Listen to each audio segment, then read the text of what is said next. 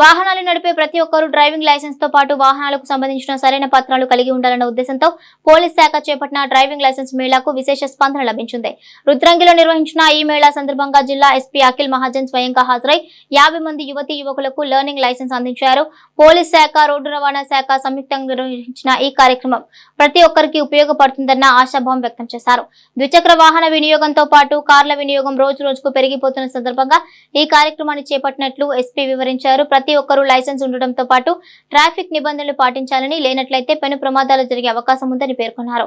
ఆయన వెంట అదనపు SP Chandraiah, DSP Uday Reddy, Nagendrachari, CI Kiran Kumar, motor vehicle inspector Kishore, SI Ashok సిబ్బంది, యువతీ యువకులు పాల్గొన్నారు.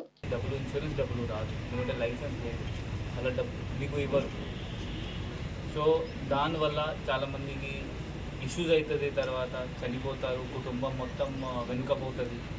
సో అట్లీస్ట్ లైసెన్స్ ఉంటే మనకి 1000 రూపీస్ అంటే చాలా ఎక్కువ అమౌంట్.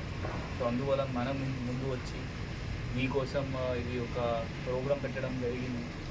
బైక్ లైసెన్స్కి ఇది ఎంబీఐతో మాట్లాడి, ట్రాన్స్పోర్ట్ కమిషనర్ హైదరాబాద్ ఒక సీనియర్ ఐఏఎస్ ఆఫీసర్తో మాట్లాడి మన జిల్లాలో మనం స్లాట్స్ ఇంక్రీజ్ చేయించాం. ఇప్పుడు మీకు ఆల్రెడీ వీళ్ళు ట్రైనింగ్ ఇస్తారు, అట్లీస్ట్ నా సీఐ ఇచ్చారు పోలీస్ స్టేషన్, వీళ్ళు కూడా కొంచెం చెప్తారు. ఫస్ట్ మీకు ఎగ్జామినేషన్ ఉంటుంది, ఆ లెర్నింగ్ డ్రైవింగ్ లైసెన్స్ వస్తుంది.